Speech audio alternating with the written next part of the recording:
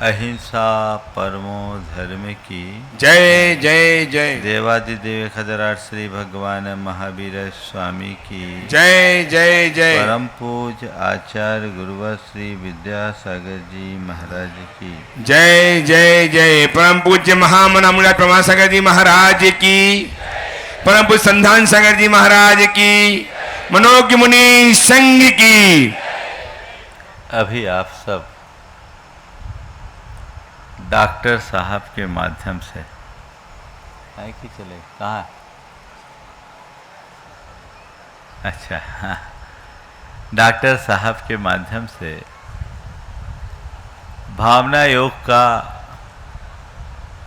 खासकर जो सामायिक का पाठ है उसकी वैज्ञानिकता के विषय में सुन रहे थे। दरअसल सामायिक हमारी साधना का एक बहुत बड़ा आधार है। हमारा लक्ष्य ही सामायिक की उपलब्धि है। हमारे शास्त्रों में सामायिक को सर्वोच्च स्थान दिया,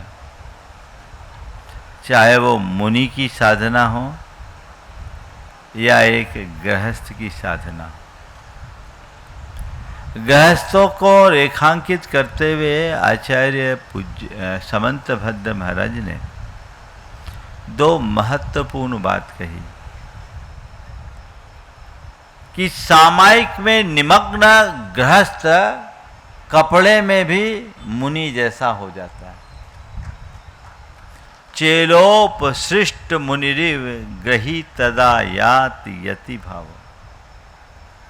वो कपड़े से ढके मुनि की तरह यति भाव को प्राप्त कर लेता है। यानी सामायिक हमारे जीवन में साधुता लाती। साधुता का मतलब साधु बनना नहीं, साधुता का मतलब सज्जनता को प्राप्त करना, सात्विकता को प्राप्त करना, भद्रता को प्राप्त करना और सरलता को प्राप्त करना। और सामायिक के मूल में कहा गया समता का नाम ही सामायिक है। जीवन में जब तक समत्व प्रतिष्ठित नहीं होता तो जीवन में आनंद नहीं आता। आज का ये युग आपाधापी का युग है। हर किसी के मन में अशांति और उद्वेग है। हर व्यक्ति तनावपूर्ण जीवन जी रहा है। अभी आपने कहा था एक शब्द सुना था ना, कौन सा शब्द सुना था? Parasympathetic mode. हम ऊपर से दिखते कुछ हैं लेकिन अंदर होते कुछ हैं। कहावत है, मुख में मुस्कान और दिल में तूफान। मुख के मुस्कान के लिए तो बहुत सारे लाफिंग सेंटर है ना, बहुत सारे लाफ्टर चैनल है जो आपको थोड़ी देर के लिए हंसा देता है। और उस हंसी में क्या होता है? आपका मन बहल जाता है। होता है कोई आदमी बहुत दुखी हो, तनावग्रस्त हो, मायूस हो, थोड़ा ऐसे माहौल में चला गया, थोड़ा सा हंस खेल लिया, थोड़ी देर के लिए उसका मन बहल गया। लेकिन इसके बाद जब वापस लौट कर आता है तो वो चीजें उसे और ज्यादा जकड़ लेती है। होती जकड़ लेती, पहले से ज्यादा जकड़ ली। क्यों जकड़ी? क्यों जकड़ी? क्योंकि आपने मन को बहलाया भर है ना। संत कहते हैं जीवन में शांति पाना चाहते हो तो मन को बहलाने से काम नहीं चलेगा। मन को बहलाने की जगह मन को बदलने का अभ्यास करो। क्या करो? मन को बदलो। भावना योग क्या करता है? भावना योग में आपके मन को बहलाने का कोई आधार है क्या? यहाँ तो कोई ऐसी फैसिलिटी नहीं जिनको आप अपने मन बहलाने के लिए अपनाते हैं क्या? लेकिन भावना योग का नियमित अभ्यासी का मन ऐसा बदल जाता है कि फिर उसे बहलाने की जरूरत ही नहीं पड़ती। तो संत कहते हैं, स्थायी शांति चाहते हो तो मन को बहलाओ मत, मन को बदलो। मन बहलाने वाला भोगी होता है और मन बदलने वाला योगी होता है। क्या बनना है? भोगी से योगी। आप भावना योग के अभ्यासी हो तो आपके भीतर एक साधक का जन्म होना चाहिए। जब तक आप अपने अंतर मन में ऐसे साधक को उत्पन्न नहीं करोगे, आपके लिए भावना योग भी एक क्रिया बन के रह जाएगी, है ना? किसी ने, पिताजी ने कह दिया, माँ ने कह दिया, मित्र ने कह दिया, गुरु ने कह दिया, भावना योग करो, भावना योग करो, भावना योग करो, तो करने लगे। पर मैं हमेशा कहता हूं कि क्रिया से जीवन नहीं बदलता, जीवन सतत अभ्यास से बदलता है, और इसी सतत अभ्यास का नाम है साधना। साधना किसको बोलते हैं? हम साधना करते तो क्या करते भैया? दंड बैठक लगाते, उठा पटक करते, वर्जिश करते, पसीना बहाते, दौड़ते, क्या करते हैं? साधना का मतलब क्या? अपने सुनिश्चित लक्ष्य की प्राप्ति का सुविचारित अभ्यास, इसका नाम साधना है। आप लोगों ने 5 दिनों से, आज तो 6वां दिन है, समापन का सत्र है, भावना योग का बहुत अच्छा अभ्यास किया है। और मुझे पूरा विश्वास है कि इन 5 दिनों में आप सबके हृदय में एक अच्छे साधक की उत्पत्ति हो गई होगी। हुई है कि नहीं? हुई है? बोलो, थोड़ा दम से तो बजाओ। तो अब यहां से जाओ तो आराधक बनकर आए थे, साधक बनकर जा रहे हैं। ये एक अचीवमेंट है। ट्रांसफॉर्मेशन की शुरुआत यहीं से है। अब मैं क्या हूं? आराधक या साधक? साधक। शुरुआत है, पर मुझे इस साधना को सिद्धि तक ले जाना है। उसके लिए सतत अभ्यास करना होगा। अभी आपने वैज्ञानिकता को सुना, सामायिक की चर्चा भी हो गई। प्रार्थना, प्रतिक्रमण, प्रत्याख्यान, सामायिक कैसे काम करता, ओम अभी बीच में मत बांटो, अभी रखो, ये सब कैसे काम करता है, आपने इसे भली भांति जान लिया। जाना कि नहीं जाना? और अभी आने वाले दिनों में आपकी क्लासेस भी चलेगी और जान लोगे। एक चीज रह गया, ऊर्जा प्रवाह, उसका मैं निचोड़ बता देता हूं। ऊर्जा प्रवाह, इसकी भी वैज्ञानिकता है। इससे माइंड बॉडी का कनेक्शन होता है और ये कहलाता है एक्टिव विजुअलाइजेशन मेडिटेशन। हमारे यहाँ तो ये कहा गया है कि जो तुम चाहते हो उसकी भावना भाव, भावना भवनाशिनी, बहुत पुरानी उक्ति है। तुम जैसा देखोगे, जैसा सोचोगे, जैसा महसूस करोगे, वैसा तुम्हारा जीवन बनता है। यद भावते तद भवति, या भाव संभूता क्रिया। ये जो बातें हैं हमारे यहाँ की बड़ी पुरातन उक्ति है। अब इसी को वो लोग क्या कहते हैं? एक्टिव विजुअलाइजेशन मेडिटेशन, नया शब्द है। अभी डॉक्टर साहब ने बहुत अच्छे तरीके से बात की। आज बहुत दुर्भाग्य है कि आज के लोगों को शास्त्र की भाषा कम समझ में आती है। पश्चिम की भाषा तुरंत पकड़ लेते हो। माइंड सेट बदलो, पश्चिम फिर भी भटका सकता है, शास्त्र तुम्हें रास्ते पर ही लगाएगा। पश्चिम के लोग प्रयोग के आधार पर बोलते हैं, और हमारे शास्त्र में जो लिखा है वो अनुभूति के आधार पर लिखा है।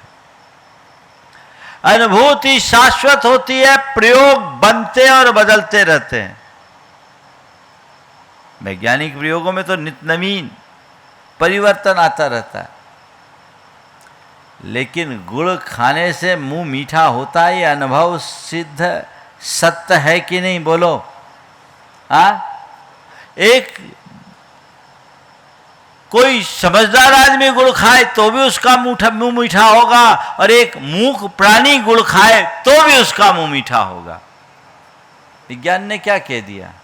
विज्ञान केवल विश्लेषण करके कारण को लाके रख देगा कि गुड़ खाने से मुंह इसलिए मीठा हुआ कि गुड़ में ये तत्व है और हमारी जिह्वा में ये रसायन, ये परिवर्तन हुआ, इस कारण गुड़ खाने से मुंह मीठा हुआ, और उसके लिए माइंड ने हमारे लिए ये सारे मैसेजेस दे दिए। हमारे हिप्पोकैम्पस में ये सारी चीज़ें पहले से जमी हुई है जो हमारी स्मृतियों में है, और वो चीज़ें कह के उनने बता दिया। उनने नया क्या किया?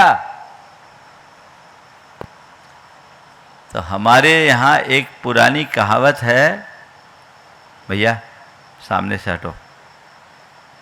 हमारे यहाँ एक पुरानी कहावत है, आम खाओ पेड़ गिरने से क्या फायदा? क्या कहते हैं?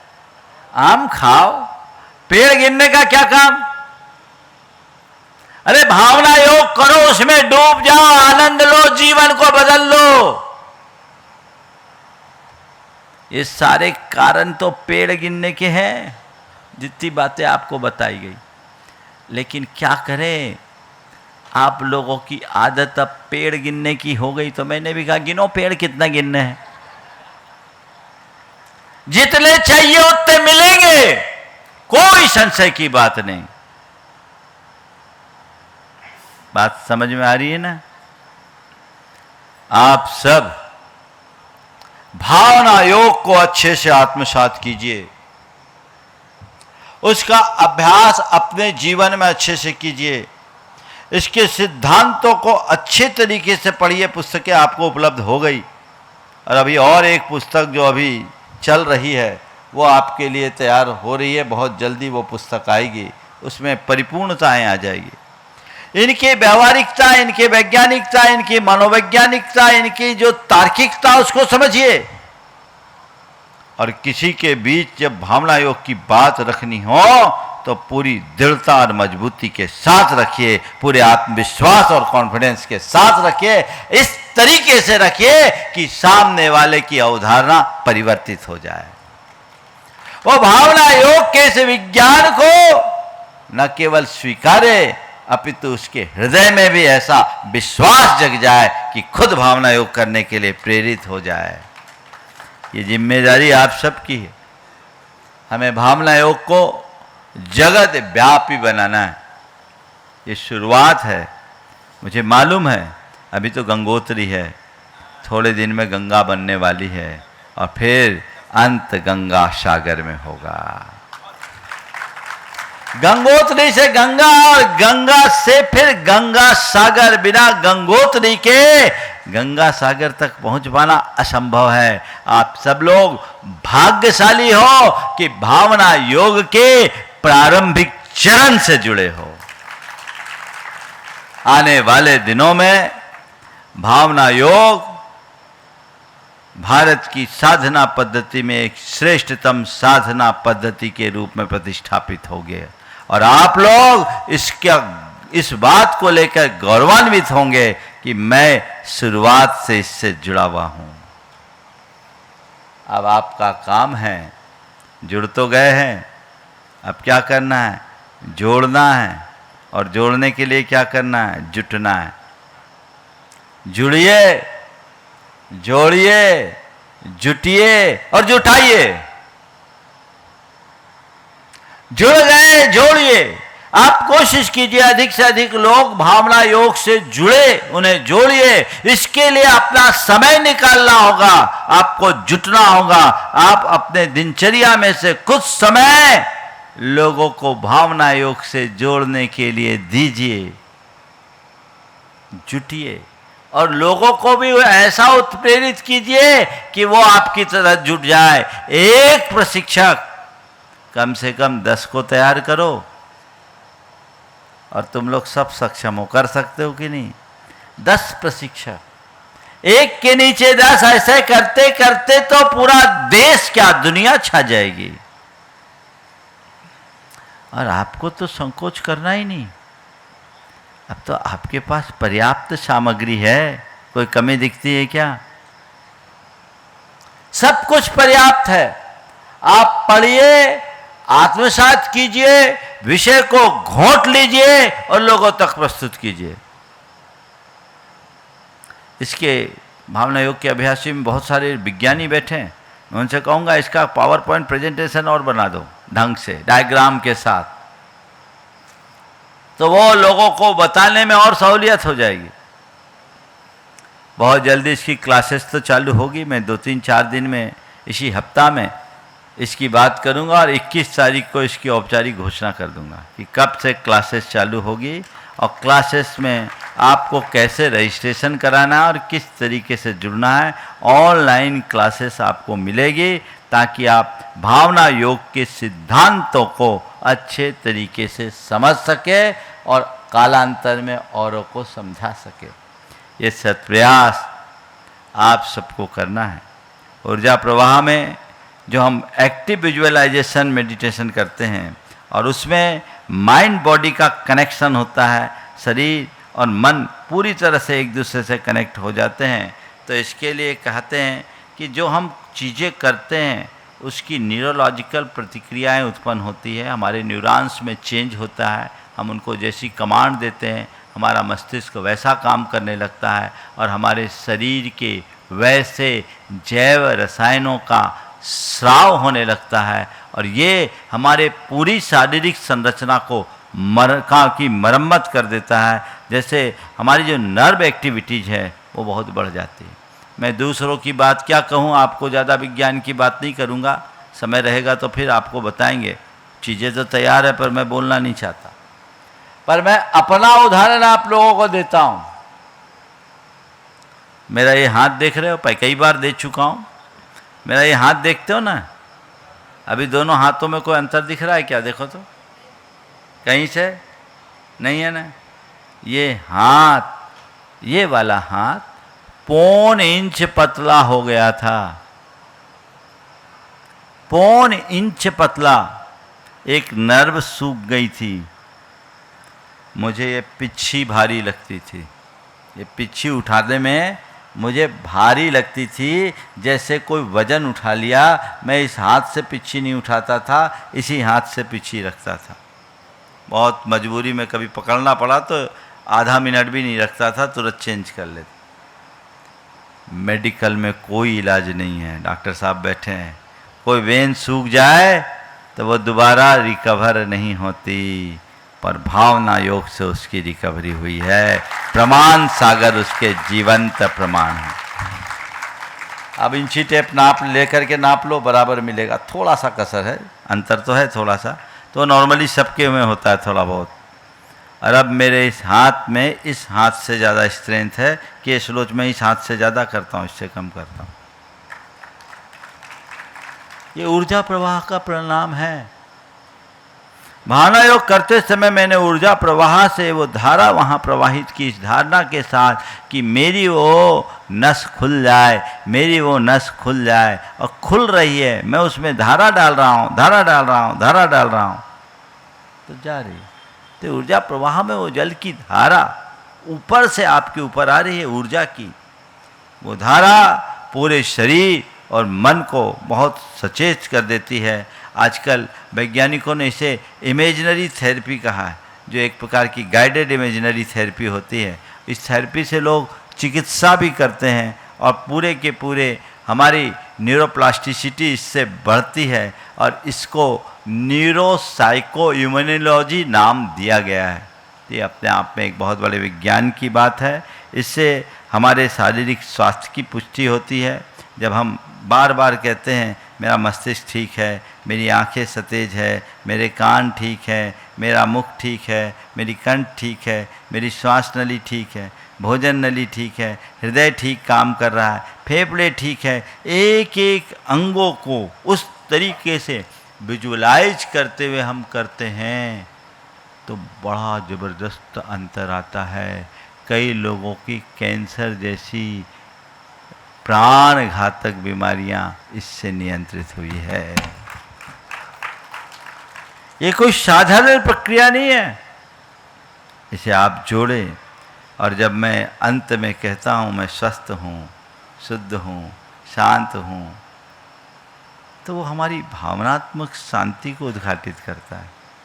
उससे हम भावनात्मक रूप से अपने आप को सक्षम करते हैं और फिर वही सहज शांत स्वस्थ चेतन आत्मा मैं हूँ इस अनुभूति के साथ सोहम की बात आती है तो हमारे लिए पूरी तरह स्वस्थता की अनुभूति देता है और तनाव से मुक्त करके हमें बहुत अधिक सचेतन और आत्मा से जोड़ देता है। हमारा संपूर्ण शरीर ऊर्जामय होता है और हमारे मन मस्तिष्क में अतिरिक्त ऊर्जा का संचार घटित होता है जो हमारे जीवन को आमूल चूल परिवर्तित कर सकता है। तो ये भावना योग पूरे आज 6वां दिन है, शिविर का समापन। आप बहुत सारी चीज़ें लेकर के यहाँ से जा रहे हैं, आप ऐसे ही लेकर के जाएं और लेकर के जाए नहीं, अब क्या करना है, इसे फैलाना है, बांटना है। आज इसकी ज़रूरत है, पूरे विश्व को इसकी ज़रूरत है। सब बीमार हैं तो बीमार लोगों को स्वस्थ करने के लिए ये बहुत ज़रूरी है। इस भावना योग में जितने प्रतिभागी आए मैं उनको आशीर्वाद देता हूँ। भावना योग की संयोजना में भाई राजेश की बड़ी भूमिका रही है। इधर कीर्ति जो बहुत सालों से भावना योग को आगे फैलाने में अपना योगदान देती रही है और इसके अतिरिक्त भी कुछ और लोग जो अपने घरों से भावना योग के प्रचार प्रसार में बहुत लगे रहे। विवेक भाई सिंगापुर, पूरा NRI को देखते हैं, अभी आए नहीं है, अचिंत सिंगापुर, पूरा प्रामाणिक समूह भावना योग को विस्तारित करने में बहुत प्राणपन से लगा है। और एक बार प्रामाणिक समूह के लिए भी जोरदार करताल ध्वनि से आभार व्यक्त करें। ये पुस्तकें भी जो जल्दी आई है उसमें प्रामाणिक समूह की बड़ी भूमिका रही है। यहाँ और भी बहनें हैं, एक हेमा है और एक एकता जो आपकी भोपाल की अभी दमोह में है। ये वर्षों से भावना योग लोगों को ऑनलाइन देते रही हैं। एक बार इनका खड़े हो जाओ, लोग पहचान लेंगे तुम दोनों को। हाँ, ये लोग भी भावना योग को बहुत तन्मयता से, हाँ सीमा जी हैं सीतापुर से, और भी जो लोग हैं जो करते रहें, थोड़ा मुझे याद आ जाएगा, चेहरे में देख लूँगा। तो जो भावना योग के प्रसार में लगे रहें वो लगे रहें। आपके यहाँ के राजीव तो हैं ही जो बहुत व्यस्त हैं, लेकिन फिर भी भावना योग के लिए उनने अपना योगदान देने का भाव किया है। सबसे बड़ी बात तो यहाँ की कमेटी बहुत तत्परता से जुड़ करके इस भावना योग को अच्छे ढंग से संपन्न करने में अपना योगदान दी है। आपको श्री विद्या प्रमाण गुरुकुलम, विद्यासागर संस्थान और गुणायतन की टीम के साथ खासकर नरेंद्र टोंगिया और उनकी पूरी टीम का जोरदार अभिनंदन करना चाहिए। मैं चाहूँगा विद्या प्रमाण गुरुकुलम के जितने सदस्य उपस्थित हैं वे भी आ जाएं और विद्यासागर संस्थान से राजेश जी और पूरा गुणायतन परिवार, राजेश जी खड़े हो जाएं, एक बार इनका भी जोरदार अभिनंदन कर दें। और इनकी टीम, जिन लोगों ने आपकी सारी व्यवस्थाएं सुचारू करी, आपको कहीं किसी प्रकार की कठिनाई का अनुभव नहीं हुआ। हमें अच्छा कार्य करने वाले को हमेशा उत्साहित करते रहना चाहिए। मैं सभी को आशीर्वाद देता हूं कि आप लगे रहें। कुछ चेहरे सामने दिखते हैं, कुछ चेहरे कभी सामने नहीं आ पाते, पर योगदान उनका सबसे अधिक होता है। लगाए रखें। और डॉक्टर सुभाष जी जखारिया तो पिछले 6 सालों से भावना योग के ध्वजवाहक बने हुए हैं। वे अपने स्तर पर भावना योग के प्रचार प्रसार के लिए कृत संकल्पित रहे हैं और इस बार भावना योग के वैज्ञानिकता को उन्होंने जिस रूप में रेखांकित किया है वो बहुत प्रशंसनीय है। आने वाले दिनों में मैं चाहूँगा कि उनके माध्यम से भावना योग की जो ऑनलाइन क्लास है वह आप सब तक पहुँचे और आप लोग इसी तरीके से लाभान्वित होते रहें। आगे भी अब भावना योग के इसी तरह के कैंप चलते रहेंगे। समय समय पर हम सबको प्रमुखता से भावना योग को प्रोत्साहित करना है, जिससे जैन धर्म की हम स्थायी प्रभावना कर सके। समय आप सबका हो गया है, इसलिए अधिक विस्तार न देकर शेष अभी कई औपचारिकताएं होगी। इसलिए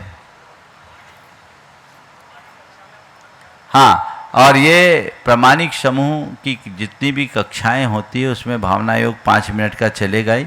आज शाम के सत्र में शंका समाधान में मुझे जो और निर्देश देश भर के लोगों को देना है, मैं मानता हूँ आप जितने लोग आए हैं उनसे कई गुना लोग भावना योग की साधना घर बैठे करते हैं और न केवल खुद करते हैं अपितु औरों को भी भावना योग के लिए प्रेरित करते और करवाते रहते हैं। वो उन लोगों को चूँकि इस बार ऑनलाइन की कोई सुविधा नहीं थी इसलिए वो वंचित रहे हैं, लेकिन उन तक भी मुझे जो संदेश देना है मैं दूंगा। आप सबसे मुझे ये कहना है कि जो पुस्तकें आपके हाथ में आई हैं आप पढ़िए और औरों को पढ़ाने के लिए प्रेरित कीजिए ताकि लोग पढ़ सके, आगे औरों को पढ़ने की प्रेरणा दे सके। ये पुस्तकें बहुत बड़ा परिवर्तन खड़ा कर सकती। पढ़िए, औरों को पढ़ने के लिए प्रेरणा दीजिए। हमारे पास अभी एक पाइपलाइन में जो पुस्तकें हैं, मुझे लगता है भावना योग पर 5 पुस्तकें तैयार होगी जो मेरे माइंड में हैं और वो भावना योग को एक बड़े जीवन दर्शन के रूप में प्रस्तुत करेगी, जिसमें भावना योग को आप पढ़ने के बाद आप जानेंगे कि भावना योग केवल एक धार्मिक क्रिया या कोई आध्यात्मिक अभ्यास नहीं है। इसके पीछे एक सुविचारित दार्शनिक पृष्ठभूमि है और भावनात्मक परिवर्तन का आधार है, साथ ही जिसमें विज्ञान और मनोविज्ञान का भी पूर्ण संपुट और संबल है। हम उसे ठीक तरीके से समझकर जब प्रस्तुत करेंगे तो मुझे पूर्ण विश्वास है कि ये भावना योग आने वाले दिनों में सारी मानव जाति के कल्याण का एक सबल आधार बनेगा। सभी लोगों को मेरे बहुत बहुत आशीर्वाद। संघ की तरफ से भी महाराज जी भी आप लोगों के लिए हमेशा मार्गदर्शन देते रहते हैं। हम तो कुछ करते नहीं, ये लोग मिलजुल करके काम कर लेते हैं तो हमारा काम हल्का हो जाता है। तो ऐसे ही सब करते रहें और काम आगे बढ़ाते रहें। हमारा एक लक्ष्य होना चाहिए। भावना योग के सभी अभ्यासियों से कहूँगा, अपने भीतर एक साधक को जन्म दो और मान सम्मान की चाह से मुक्त होकर ये काम करो। हम छोटी उपलब्धि को कभी न देखें, बड़े लक्ष्य से प्रेरित होकर काम करें। इन सब आशा अपेक्षाओं से मुक्त होकर आप अगर कोई काम करेंगे तो आपको जो आनंदानुभूति होगी वो अकथनीय होगी। हम लोग बहुत कमज़ोर हैं। हम खुद से एप्रिसिएशन चाहने की जगह औरों से एप्रिसिएशन चाहते हैं। ये हमारी बहुत नादानी है। मैं अगर कोई कार्य करता हूं तो मुझे उसका मूल्यांकन खुद करना चाहिए और संतुष्टि मेरे भीतर होनी चाहिए। मुझे तब होती है जब मेरे कार्य की कोई सराहना करे। यानी मैं भीतर से बहुत कमज़ोर हूं, मेरा काम कमज़ोर है। मैं चाहता हूं कि मेरे काम में दूसरे संतुष्टि दे, तब मैं उस काम को सही मानूंगा। यह अवधारणा गलत है। इस अवधारणा को आज से त्याग दो। मैं जो भी काम करूंगा विचार पूर्वक करूंगा, विवेक पूर्वक करूंगा और पूरी त्वरा और ताकत से करूंगा। परिणाम भी अच्छा निकलेगा। और अगर परिणाम कदाचित बिगड़ता है तो हताश होने की जगह उसे और अच्छा करने का प्रयास करूंगा। ये प्रयास करो। औरों से कोई कॉम्प्लीमेंट की जरूरत नहीं है। कमेंट आ जाए तो सुधार लूंगा। समझ गए? और ये ध्यान रखना, कॉम्प्लीमेंट कम मिलते हैं, कमेंट ज़्यादा आते हैं। तो हमें कॉम्प्लीमेंट चाहिए ही नहीं। कमेंट हमें संवारेगा, कॉम्प्लीमेंट तो हमें बिगाड़ सकता है, और कुछ हो या ना हो मेरे अहम की पुष्टि करके मेरा पतन कर सकता है। इसलिए एक लक्ष्य रखिए। साधक शब्द बहुत ऊंचा शब्द है। अपने भीतर जिसने उसे साध लिया उसके जीवन का कायाकल्प हो गया, और यही करना चाहिए। तभी हम सच्चे अर्थों में धर्म का चरम और परम आनंद ले सकेंगे, अपने जीवन को बेहतर बना सकेंगे। मैं सभी को आशीर्वाद देता हूँ। जैन संघ पुणे के सभी सदस्यों को विशेष रूप से आशीर्वाद देता हूँ, क्योंकि ये एक बहुत बड़े उद्देश्य की पूर्ति में लगे हुए हैं, और इनके लिए भावना योग एक बहुत बड़ा आधार बनेगा। एक बार इन युवकों के लिए आप लोग जोरदार अभिनंदन कर दें। इनका काम कभी दिखता नहीं, ये हमारे मिशन को आगे फैलाने में लगे हुए हैं। इनको जो निर्देश, ब्रह्मचारी अजय भी आजाए उसी में शामिल है, ये इनको जो कह दिया जाए वहाँ करे। देखो जहाँ बड़े बड़े मंच होते हैं वहाँ काम करने वाले 1000 मिल जाते हैं, लेकिन सुदूर बीहड़ों में जाकर काम करने वाला कोई विरला ही होता है। इन लोगों के लिए एक बार जोरदार करतल ध्वनि होनी चाहिए, केवल एक भाव से कि गुरुदेव ने कहा है और ये काम अच्छा है, इससे जैन धर्म की स्थायी प्रभावना होने वाली है, आगे बढ़ रहे। मुझे अभी बहुतों की ज़रूरत है। मैं आह्वान करता हूँ आज शाम को शंका समाधान में याद दिलाना। हाँ, बहन जी तो है तैयार, और जो हैं सो हैं। हाँ, और जो है मुझे कुछ कपल्स की ज़रूरत है, उनकी जिनकी सांसारिक अपेक्षाएं खत्म हो गई है और जो अपना समग्र जीवन देना चाहते हैं पूर्णकालिक रूप में, वे आगे आए। हमारे मन में एक बहुत बड़ी योजना है जो जैन धर्म की युगांतकारी प्रभावना कराएगी। आप अपने समय का, अपनी शक्ति का और संसाधन का सही प्रयोग करना चाहते, आइए। आपसे पैसे की कोई ज़रूरत नहीं, आपसे पैसे की कोई ज़रूरत नहीं। पैसा के लिए इन लोगों को आज तक कभी कोई दिक्कत आई क्या? गुणायतन इनके लिए जी खोल करके पैसा देता है। काम भर होना चाहिए, काम कीजिए। आज केवल अच्छे कार्यकर्ताओं की ज़रूरत है, समर्पित कार्यकर्ताओं की ज़रूरत है। यदि वो आगे आएंगे तो परिणाम जरूर निकलेगा। सभी को इस समापन सत्र में हमारे बहुत बहुत आशीर्वाद। बोलिए अहिंसा परमो धर्म की